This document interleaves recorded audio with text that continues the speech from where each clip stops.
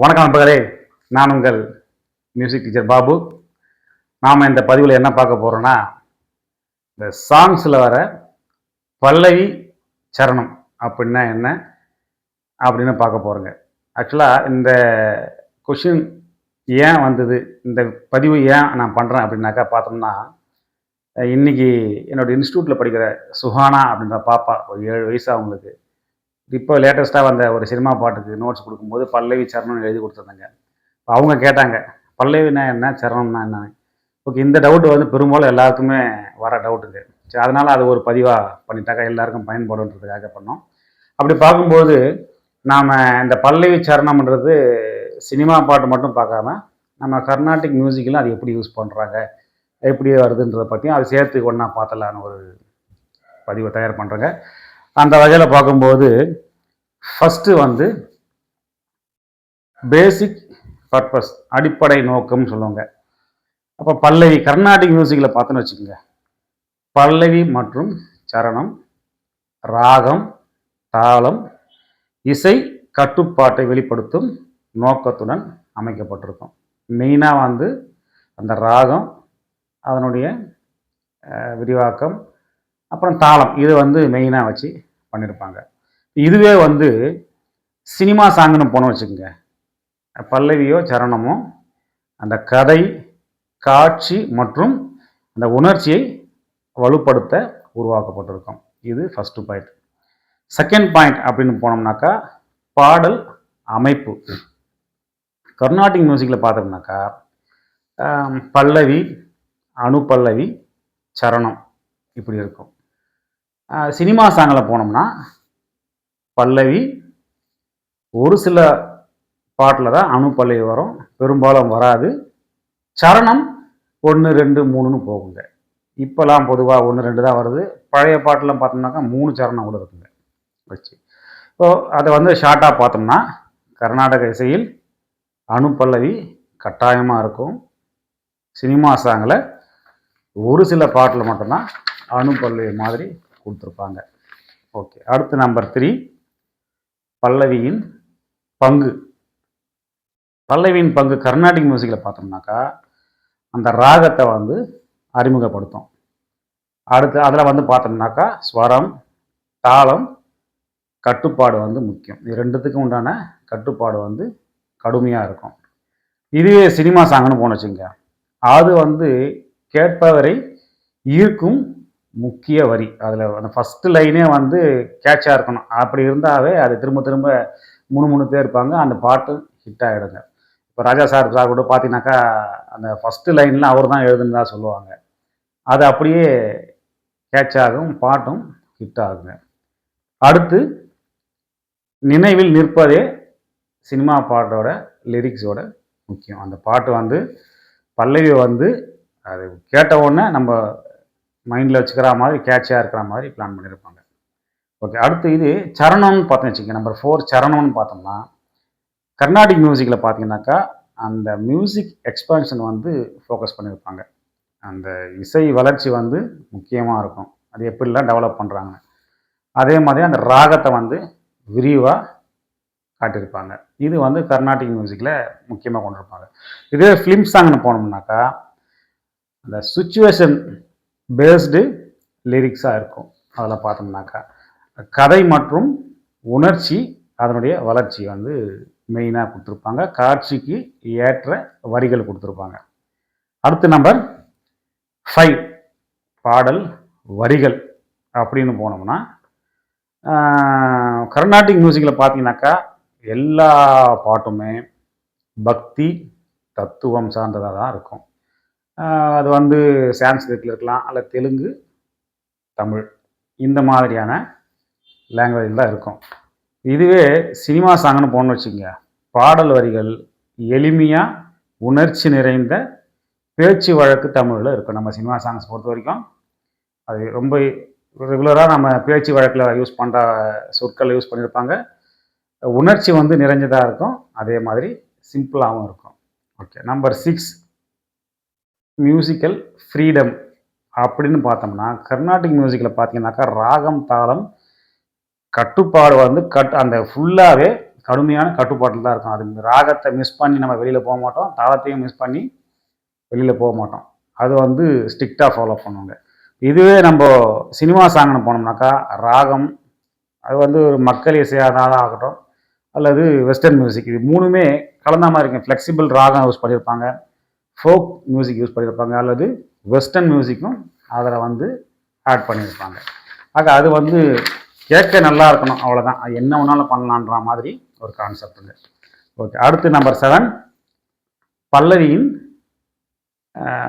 Repetition பார்ப்போங்க. ஏன்னா பார்த்தீங்கன்னா கர்நாடிக் மியூசிக்கில் வந்து பல்லவி வந்து திரும்ப திரும்ப பாட மாட்டாங்க.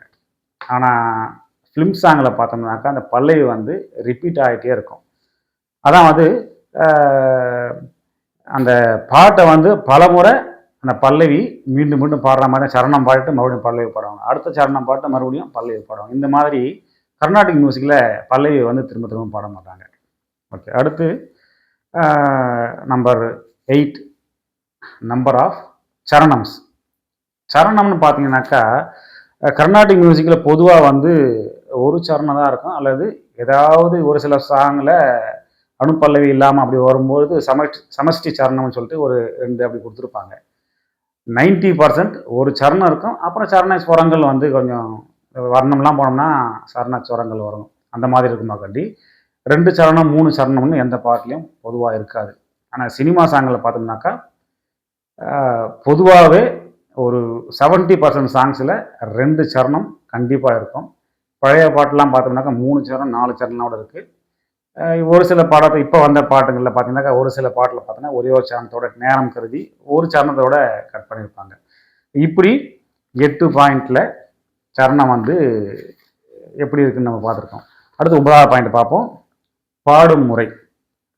பாடும் முறைன்னு பார்த்தீங்கன்னாக்கா கர்நாடிக் மியூசிக்கில் பார்த்தீங்கன்னா கமகம், இந்த பிருகா, ஆலாபனை இது எல்லாம் முக்கியத்துவம் வாங்கியிருக்கோம். இதுவே நாம் சினிமா பாட்டுன்னு போனோம்னாக்கா உணர்ச்சி வெளிப்பாடு முக்கியமாக இருக்கும், எளிய அலங்காரங்கள் இருக்கும், ஒரு சின்ன சின்ன பொடி சங்கதியாக இருக்கும். அதே மாதிரி அதில் வந்து அந்த கதைக்கு தகுந்த மாதிரி உணர்ச்சி வெளிப்பாடு அதிகமாக இருக்கும்.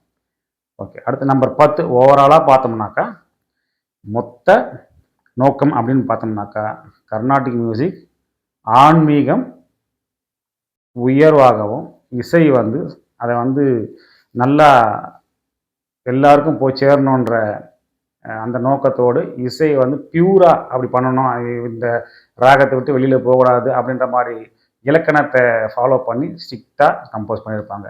இதுவே சினிமா சாங்னு போனோம்னாக்கா அது வந்து பொழுதுபோக்கு, அந்த கதைக்கு அதை சொல்ல வரது, அந்த கதை என்ன சொல்ல வருது அதை பாட்டில் சொல்ல வரது, மக்களை வந்து ஈர்க்கிற மாதிரி அதை அமைச்சிருப்பாங்க. ஆச்சு, அடுத்து இது வந்து நம்ம ஒரு சுருக்கமாக சொல்லலாம் அப்படின்னு பார்த்தோம்னாக்கா கர்நாடக இசையில் பல்லவி மற்றும் சரணம் ராகம் தாளம் கட்டுப்பாட்டுடன் அமைக்கப்பட்டிருக்கும். தமிழ் சினிமா பாடல்னு வச்சுப்போம். அப்போ சினிமா பாடல்னு பார்த்தோம்னாக்கா அதை வந்து கதை காட்சி மற்றும் உணர்ச்சிக்கு ஏற்ப சுதந்திரமாக பயன்படுத்தப்பட்டிருக்கும். பல்லவி என்பது பாடலின் வரி, அந்த மைய வரி. ஆக்சுவலாக பல்லவி என்பது பாடலின் மைய வரின்னு சொல்லலாம். அதுதான் திரும்ப திரும்ப வரப்போகுது. அது பாடலின் முக்கிய உணர்ச்சியை வெளிப்படுத்தி பல முறை திரும்ப திரும்ப வரும். சரணம் என்பது பல்லவியை விளக்கும் பகுதி. இப்போ ஷார்ட்டாக சொல்கிற அந்த பல்லவி அங்கிருந்து ஒவ்வொரு சரணத்திலையும் புதிய புதிய வரிகள் இருக்கும். ஆனால் அந்த பல்லவி சொன்ன கருத்தை, அந்த கதாபாத்திரத்தை அதை விவரிக்கிற மாதிரி சரணத்தில் இருக்கும். ஆனால் சரணம் டியூன் வந்து இப்போ பொதுவாக பார்த்தோம்னா சரணத்தோட டியூன் சேமாக இருக்கும். அது 1 இருந்தாலும் 2 இருந்தாலும் 3 சரணமாக இருந்தாலும் டியூன் சேமாக இருக்கும். அதனுடைய லிரிக் மட்டும் டிஃப்ரெண்ட்டாக இருக்கும். இது வந்து பல்லவி சரணத்தோட அமைப்பு. இப்போ பல்லவினா என்ன, சரணம்னா பார்ப்போம். பல்லவி அப்படின்னு பார்த்தோம்னாக்கா ஒரு ஷார்ட்டாக சொல்லணும்னா ஒரு இன்ட்ரோ. இப்போ என்னை பற்றி சொல்ல போகிறோம்னாக்கா அவர் பேர் பாபு, அவர் வந்து ஒரு மியூசிக் டீச்சர் அப்படின்னு சொன்னோம்னா அது பல்லவி. அங்கிருந்து இப்போ சினிமா பாட்டில் அணுப்பல்லவி இருக்கிறது இல்லை, மேபி கர்நாடிக் மியூசிக் அணுப்பல்லவினாக்கா இப்போ அணுப்பல்லவின்னு போகும்போது அவர் மியூசிக் டீச்சர்னு சொன்னோன்னா அவர் என்ன படிச்சிருக்காரு, அப்புறம் அவர் வந்து தமிழ்நாடு அரசு இசைக்கல்லூரியில் இசையை வந்து முறையாக படிச்சிருக்காரு அப்படின்னு சொல்லலாம். இதை சொன்ன உடனே ஒரு சின்ன இன்ட்ரோ பீஜம் பாருங்கள், பல்லவிக்கும் சரணத்துக்கு இடையில் ஒரு பேக்ரவுண்ட் மியூசிக் வரும். முடித்த உடனே அடுத்து ஆரம்பிக்கிறது சரணம். இப்போ சரணம் ஒன்றில் ஓகே இவர் இப்போ நம்ம வந்து பாபு ஒரு மியூசிக் டீச்சராக இருக்கார், கர்நாடிக் மியூசிக் படிச்சிருக்காரு தமிழ்நாடு அரசு இசைக்கல்லூரியில் அப்படின்னு ஒரு ஷார்ட்டாக சொல்லியிருக்கோம். இப்போ இன்னும் என்னை பற்றி சொல்கிறதுக்கு தகவல் இருக்குது அப்படின்னாக்கா அவர் வந்து அதே கல்லூரியில் டீச்சர் ட்ரைனிங்கே முடிச்சிருக்காரு, மியூசிக் டீச்சர் முடிச்சிருக்காரு, அவர் படிக்கும்போது அவர் காலகட்டத்தில் அவர் கோல்டு மெடல் வாங்கினார். இந்த மாதிரி தகவலை இன்னும் கொஞ்சம் விவரித்து சொல்கிறதுங்க. அப்போ அங்கே மெயினாக நான் படித்தது வந்து வயலின், சப்பில் படித்தது வந்து வோக்கல். இந்த மாதிரி டீட்டெயில்ஸ்லாம் சேர்த்து சொன்னோம்னா அது முதல் சரணம்னு சொல்லலாம். இப்போ முதல் சரணம் பற்றி சொல்லிட்டு இருக்கும்போது யாரோ ஒருத்தர் உள்ள வரான்னு வச்சுக்கிறேன், யாரை பற்றி சொல்கிறேன்னே தெரியாதுங்க. திரும்பவும் பல்லவிக்கு போகிறோம். நம்ம யாரை பற்றி பேசிட்டு இருக்கோம்னா ஒரு மியூசிக் டீச்சர் பாபு பற்றி பேசிகிட்டு இருக்கோம் அப்படின்னு சொல்கிறது தான் மறுபடியும் பிட் பல்லவி. அது முடிஞ்ச உடனே மறுபடியும் ஒரு பேக்ரவுண்ட் மியூசிக் வரும். முடிஞ்ச உடனே செகண்ட் சரணம். இப்போ என்னை பற்றி சொல்கிறதுக்கு இன்னும் இருக்குது, தகவல் இருக்குது அப்படின்னாக்கா மறுபடியும் அதை கொஞ்சம் எக்ஸ்பேண்ட் பண்ணலாங்க. இப்போ அவர் வந்து கர்நாடிக் மியூசிக் மட்டும் படிக்கல, வெஸ்டர்ன் மியூசிக்கும் படிச்சிருக்காரு, வெஸ்டர்ன் மியூசிக்லேயும் 8 கிரேடு முடிச்சிருக்காரு, டிஸ்டிங்ஷன் வாங்கியிருக்காரு அப்படின்னு அவருடைய பெருமைகளை பற்றி சொல்லலாம்னு வச்சுங்களேன். அப்படி சொன்னோம்னாக்கா அது செகண்ட் சரணம். மறுபடியும் செகண்ட் சரணம் முடிச்சுட்டு நம்ம யாரை பற்றி பேசிட்டு இருக்கிறோம் அப்படின்னு நினைவு பண்ணுறது அகைன் பிட் பல்லவி. திரும்பவும் இவர் பேர் பாபு, அவர் வந்து ஒரு மியூசிக் டீச்சர் அப்படின்னு 2 வரியில் முடிச்சிடுவோங்க. என்னை பற்றி சொல்கிறதுக்கு இன்னும் இருக்குது அப்படின்னாக்கா 3வது சரணத்துக்கு போவோம். இல்லை இதுவே போதும், நேரம் கருதியும் ஷார்ட் பண்ணலாம், இல்லை என்னை பற்றி சொல்கிறதுக்கு இதுக்கப்புறம் ஒன்றும் இல்லைனாலும் முடிச்சிடலாம். அப்படி முடிக்கும் போது ஸ்ட்ரக்சர் பார்த்தோம்னாக்கா ஃபஸ்ட்டு வர்றதுக்கு பேர் பல்லவி, அது வந்து ஒரு இன்ட்ரோ 2 லைனில் இருக்குதுனாக்கா சரணம் வந்து பெரும்பாலும் 4 லைனுக்கு போகும். இல்லை பல்லவியே உங்களுக்கு 4 லைன் வருதுனாக்கா சரணம் 8 லைனுக்கு வரா மாதிரி கம்போஸ் பண்ணி வைப்பாங்க. இதுதான் பல்லவிக்கும் சரணத்துக்கும் உள்ள வித்தியாசம். அப்புறம் மேபி ஒற்றுமையும் சொல்லலாங்க. இது அநேகமாக புரிஞ்சிருக்குன்னு நினைக்கிறேன். நன்றி, வணக்கம்.